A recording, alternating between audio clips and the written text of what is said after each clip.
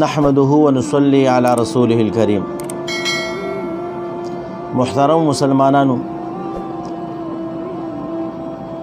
د حضرت مولانا قاسم نانوتوی رحمه الله یو د عشق واقعا ستاسو د وړاندې پیش کوم چې مونږ یې په غور سره د اخره پورې واورو. محترم مولانا قاسم نانوتوی رحمه الله د علماء دیوبند یو لوی عالم تیر شوی دی. په یو موقع باندې انګریز د هغې د ګرفتارولو د نیولو کوشش وکړو چې دا ونیسو، ګرفتار یې کو، ختم یې کو.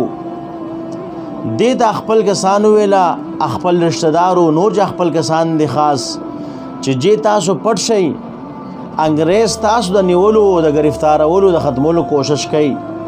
په ډېره ښه ده دا یو ځای کې پټ شو.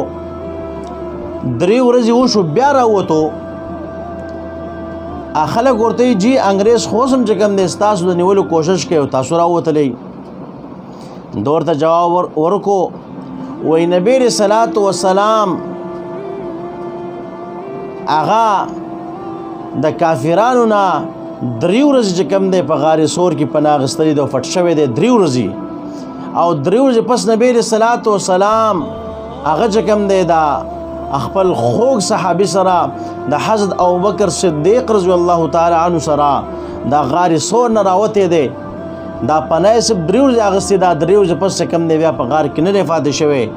نو ما هم د نبی علیه صلات وسلام په دې سنت مبارک باندې عمل وکړو.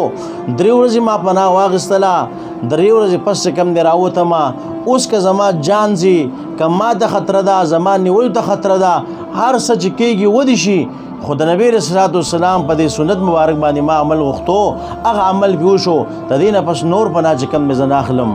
محترمو دا چې کوم دی زمونږ د اکابرینو د مشرانو چې کوم دی د نبی علیه صلات وسلام سره هغه عشق مبارک دی چې هغوی خپل ځان چې کوم دی بیا خیال نه ساتي، خپل په جان او په قتل او په مر نه دي، خو د نبی علیه صلات وسلام په سنت مبارک او د هغې د هغه عشق چې کوم دی هغه دا حال دی لکه څنګه چې تاسو ته د دې واقعې نه معلومه شوه.